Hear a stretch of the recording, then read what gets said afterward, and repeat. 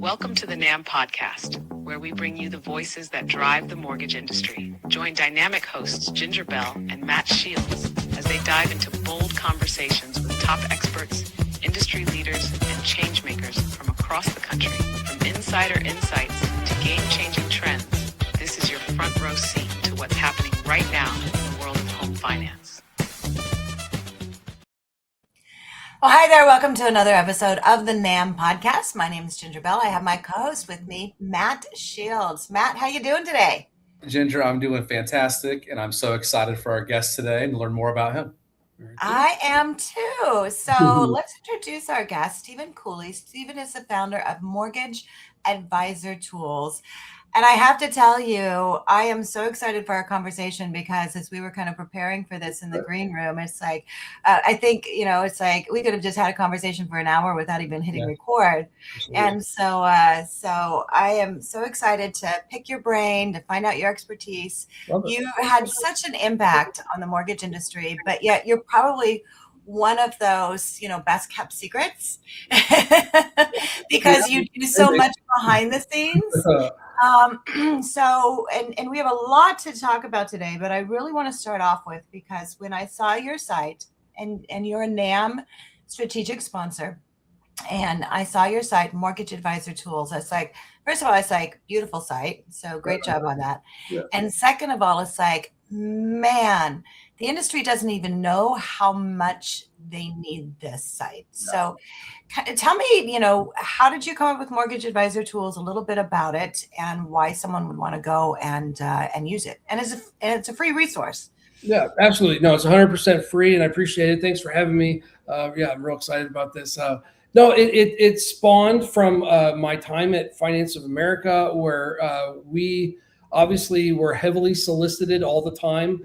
At that time they had 1,800 or so loan officers, and obviously every vendor and their mom wants to, grab that contract, that enterprise level contract. And so we had no shortage of folks reaching out to us. And I my whole business career, I've been obsessed with listings. And so I was in the printing business. That's how I cut my teeth in business. I was a sales guy, and we sold oversized, like 16-foot billboards to sign shops, that kind of. And there's a site called Sign Search, and it's just basically you type in the city and it gives you a list of all the sign companies in the area.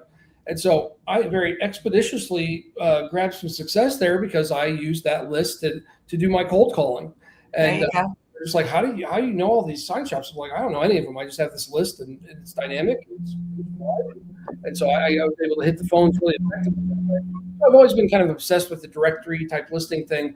But no, at Finance America, it was just like, man, what do companies that are, smaller or even medium sized do when they're trying to find a new technology vendor of any kind, and that's become even more true as, over the last 5 years, especially with COVID happening and kind of the conferences are not necessarily the same and whatnot, but nonetheless, everybody doesn't show up to these things. I think, if you look at an NDA annual visit list, I mean, at the most there might be 700 banks. So there's probably 4,000 or 5,000 licensed, originating financial institutions in the country. So just a fraction will show up at the biggest conference of the year. Right. A lot of people just simply miss out on the technology that's available in the market. And we just wanted to make it extremely easy and to find, for everybody to find it, no matter what size lender you are, and to have that opportunity. I love it. And so people can go on, they can search for, say you're looking for a new CRM. You can go on there and search CRMs. And sometimes I think, and as our market has shifted, and always depending on whatever's happening. I mean, it used to be, mortgage brokers, and then when, the meltdown happened and the CFPB started, then everyone went to retail operations. And then when that kind of subsided and pricing models changed, then now we're seeing a resurgence back to a lot of mortgage brokers. Sure. One of the challenges mortgage brokers really face, and not just mortgage brokers, but also non-delegated lenders as they're transitioning into that growth, is identifying what do they need for the next step. Yeah. And sometimes they don't even know what they need. So, that's one of those things to be able to go. I have a feeling too that you probably have a lot of different blog posts and whatnot on your site as far as advising them on how to navigate through that. Yeah, I mean, where it becomes extremely difficult, and candidly, we haven't solved the problem of providing, I would say, the best guidance to tell them how to build their tech stack. I think that's a very interpersonal thing. But there's a reason why. Even in my consultancy, it was important that I never wanted to push any technology onto anybody. I've never taken a commission or a kickback for a technology recommendation. And we have always wanted to be above reproach and never appear biased in our approach to helping folks. And so, but nonetheless, of course, yeah, every day we get, what should I buy? What should I buy? What should I buy? And it's like, man, it's almost a personal question at this point. It's like, well, what are you about? Like, again, what kind of lender are you? What are you currently using? What have you liked in the past? I mean, it's a huge question actually. And, I would say though, in my experience, if anybody thinks that they have the answer, the turnkey answer to that question, that they very well might be fibbing to you a little bit. I mean, I don't know how you can know. I mean, we have, I think, almost 45 mortgage CRMs in our category. Wow, seriously. That's a lot. And so I've probably logged into 4 or 5 of them in my 10 years in this industry, maybe. So how am I going to tell you out of the 45, 40, 50 that are out there, what's the best CRM for you, right? Yeah. Well, it depends on what you want to use it for. I mean, how you're going to use it. I mean, there's so many variables. Yeah, absolutely. So no, I mean, that is, I think, a big mystery to everybody. But like you just said, there is an objective. You have strengths and weaknesses within your technology understanding and bandwidth. And so, of course, there's a lot of those types of questions that one must ask to really find the right tool, so to speak. Yeah, I think you need to start a podcast, Stephen, and talk to all your members. Well, that's a good idea. That's a good idea. Yeah, I gotta give you guys a lot of credit. I mean, the hardest part about starting a podcast is doing the second one, is my understanding. Getting the first one done is not so much the issue. That's why you get a good co-host that holds you accountable. Right, amen. And there's really no lack of content really in guests, because there is so much you need to know. Of course. But with that, Matt's a big tech guy, and we have a lot of conversations about tech and AI and where things are going. I'd love for you to kind of share your story on how you got into being the web guy at Finance of America.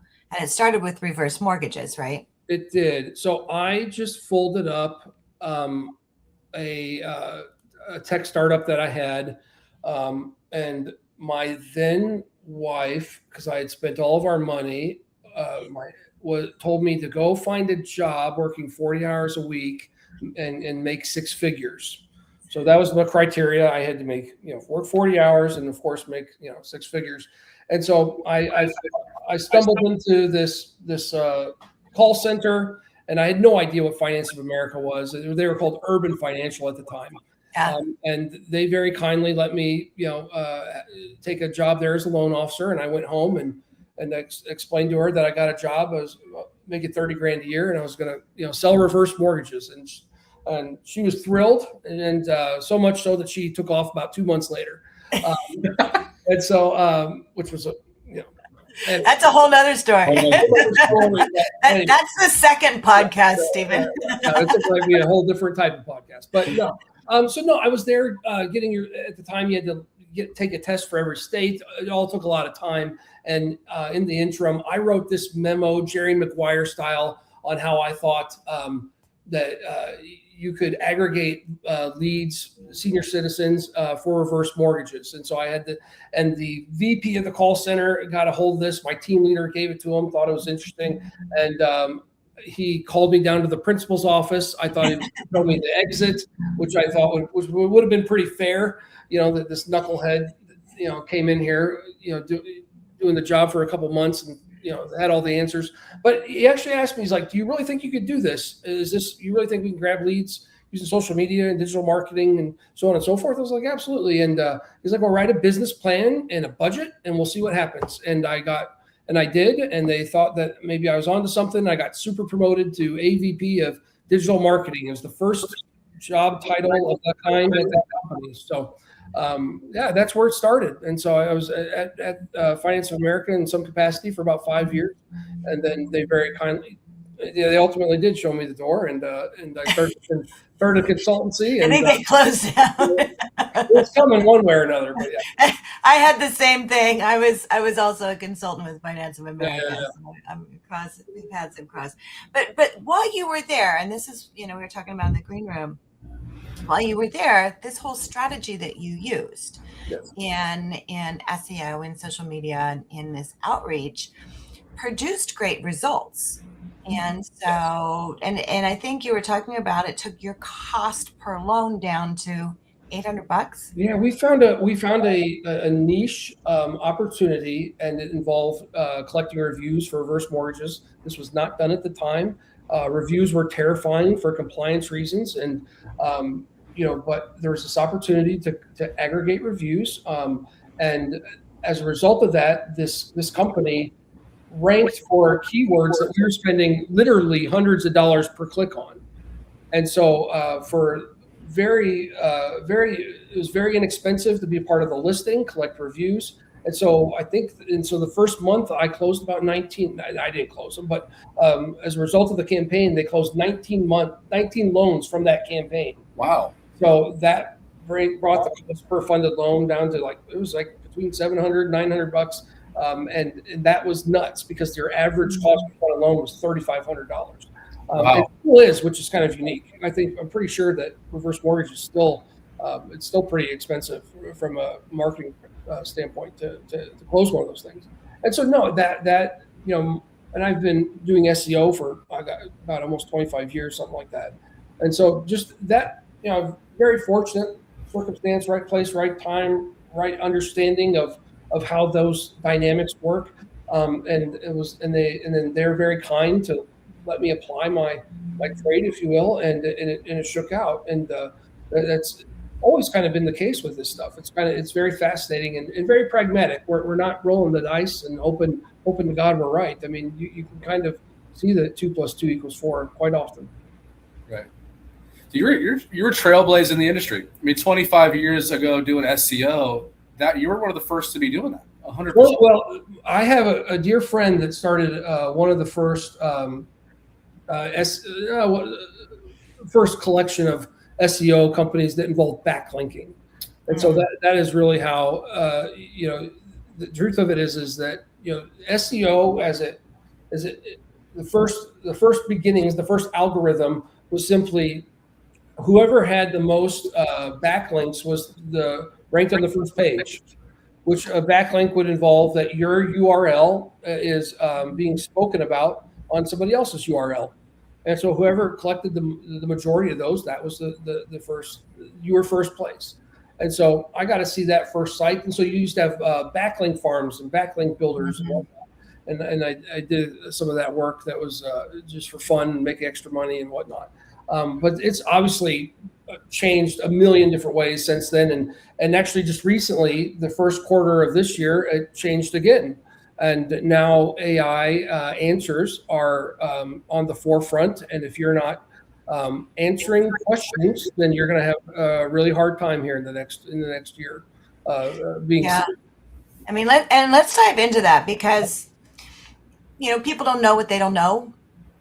And I think a lot of people, now, I mean, ChatGPT came around in 2022 and, I was so excited because writing, being a training content developer, it's like, my God, it can do like half of my search and all this stuff. And so, I was using a lot of it before anybody else does. I've written a couple books on it.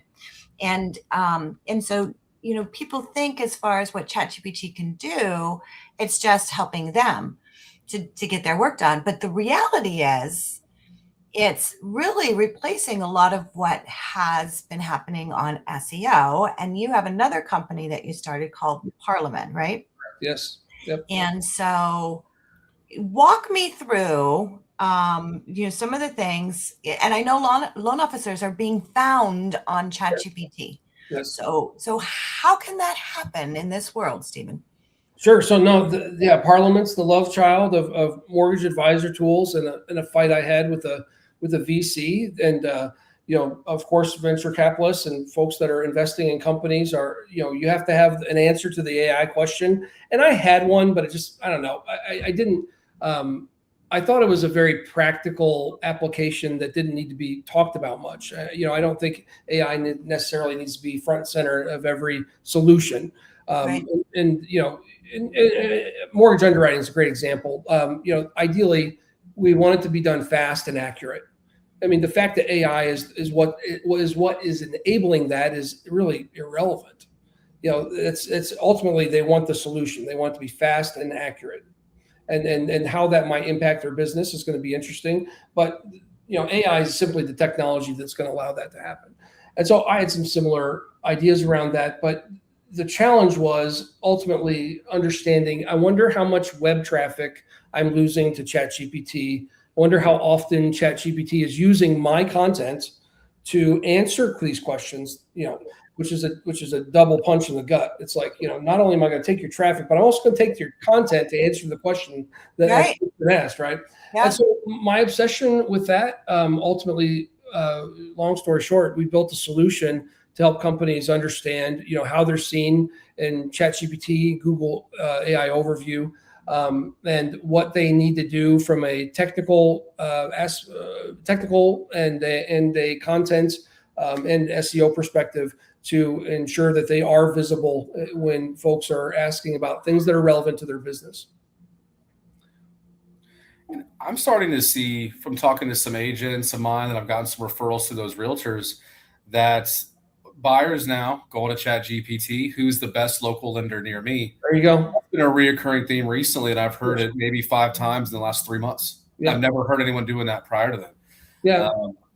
How is ChatGPT knowing whose information to show? Sure. So I mean,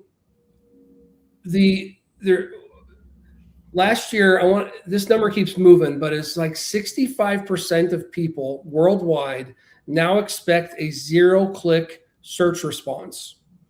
0-click. So that means they don't want to look past the answer that they receive initially. Wow. So I don't see that, and we can all apply that to our personal experience now. Like if I look up a chocolate chip cookie recipe, I'm hoping to God that I am served with the chocolate chip cookie recipe. I don't want to go through, a bunch of recipe things. Right. And that very stat, by the way, is what that VC was talking about when he was giving me a hard time. He's like, that's great that you have 1,200, 1,300 companies and 80 categories. And he's like, but nobody wants to look through all that anymore. And that's partially true. Yeah. And so what you're talking about is there are some similarities between general search SEO and large language model visibility. But the main difference is that one is conversational and very specific to answering the question, and the other is a search aggregate around keywords. And so optimizing the two different objectives and how that search is occurring is how to do it. We've identified 10 variables that are essential for a company or an individual to optimize to ensure that they are part of that answer. And oftentimes when you ask a question like that, ChatGPT, Perplexity will give you some kind of listing, but it will involve a collection of those variables, and it definitely is a bit of a moving target. But no, there is work to be done. And last but not least, good SEO does not equal good large language model visibility. Just because you are awesome at SEO, it's a different game. It does not necessarily mean that you're going to be showing up in the chat GPTs and whatnot. So, and I've heard, and I don't know how true it is, that if you are putting your content into ChatGPT, as far as the types of loans you do and where you're located and things like that, then that could help with the searchability of this large language model. Was somebody feeding me something, or is that somewhat true? Well, it could answer a question to a search. Right. So like what, so if let's say I'm a loan officer that specializes in VA loans and mid-century modern houses, or like freakishly unique houses, non-conventional, I don't know. So like some sort of weird specialization, and I speak about that in content and whatnot. And then somebody that goes, I need a VA loan that does this goofy thing. You now have answered that question. Mm-hmm. But generalizing the commodities that you sell is while everybody else is generalizing the commodities that they sell, is not necessarily going to separate you from the pack. So, I mean, it's not that they, so the answer is yes and no. It depends on, how you're answering the question. Are you answering the question, or are you, and how are you framing it? And, what other variables are involved in that conversation? Because usually it's not just one question. I'm looking for a loan. What am I really asking? And that would be the first challenge. Okay, I need the loan. I want the best loan officer. Well, wait a second. I want the best loan officer in San Diego, California. Okay, well, I want the best loan officer in San Diego, California that does FHA loans. And you can kind of see how it will, barrels down. Yep. Yep. I love it. Fascinating. So if someone wanted to connect with you on Mortgage Advisor Tools, and I know you're a sponsor, you're a strategic sponsor with NAMB, so you're listed on NAMB. So that's one place they can go. But where else could they find you? Steven at mortgageadvisortools.com. I mean, anytime anybody needs any kind of assistance, would love to be there for them. The broker community in this respect is especially interesting. Our partnership showed up because we rank for, I think, over 300 different broker mortgage technology keywords. It was just, when we started looking at it, it was a bit obscene, and we were unique in that our interest was really to help the vendors that are partners more so than it was the members. We had more of affinity there, so we weren't like, you're not going the brokers are not going to see extensive advertising from us because we know that they're organically going to show up one way or another. But we're continuing to figure out ways that we can, NAMB approved vendors have a badge on their profile. So we're continuing to figure out ways that we can increase our level of awareness on what technology we believe can be optimized, especially in that SMB type business, and for individuals. I think the other thing is, there's nothing more annoying as an individual that may have worked with an enterprise level technology to reach out to that same technology company as an individual business owner, and they say, yeah, we don't work with individuals. We only work with enterprise, right? And so I think identifying the technology that specializes or at least has a product offering for individuals is such a crucial thing. Just that simple understanding of who works with individuals versus only enterprise, I think is just a massive time saver, and obviously kind of a big deal, especially when you're just starting off. It's a pretty frustrating experience. Yeah, absolutely. So if you're listening to this and you are looking for any kind of technology and a service or, something, to solve a problem, you want to go to Mortgage Advisor Tools. And then also, I love what you're doing also with your other one, your Parliament. Absolutely. If you do want to know what's going on with your AI, SEO, it sounds like kind of that combination, then it sounds like you're the person to talk to. And I tell you what, I see Matt's head spinning. He's like, oh my gosh. The wheels are turning right now. I'll have to reach out to you, Steven. Bring the noise, man. Let me know. I'm ready. I love it. Yeah. Well, Steven, thank you so much for being our guest. We'd love having you on. We'll have to have you back again. Please. And we just want to make sure and obviously support all that you're doing. Thanks for supporting our industry and keep on innovating and doing the things you're doing. I love it. Thanks. And hopefully we'll see you at NAMB National too. Absolutely. No, this was a lot of fun. Thank you very much. Hey, thanks, guys. So make sure subscribe, follow us. We have a brand new episode every single week. You can find us on the NAMB Podcast, and we'll see you on the next episode. Bye, Matt. Bye, Steven. You guys. Bye. Good day.